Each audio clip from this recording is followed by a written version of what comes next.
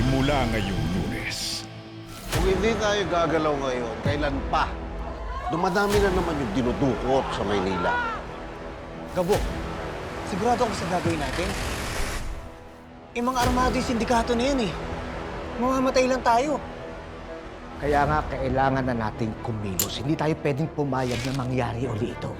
Si Betchay na ang manager ng Beer Gin. Tinatarant na ako ng tatay mo eh. Sabihin mo lang sa akin, Ibiang, yayariin ko na yun. Eh, binaril ko na nga yung tatay ni Gabo. Eh, di isusunod ko yung madrasta niya. Ikaw ang bumarel? Ikaw ba? Makinig kayo. Ang target natin ay si Mr. Chan. Kung sino man ang haharang, tumba nyo.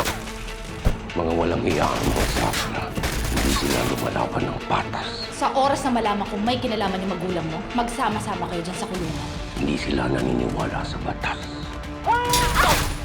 Ano sa mata? Buhay ka pa ba? Huwag niyo ayaw makatas!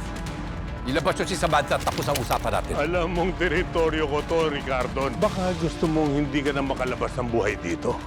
Kinakailangan po kasi ng trabaho eh. Kailangan ko ng pera.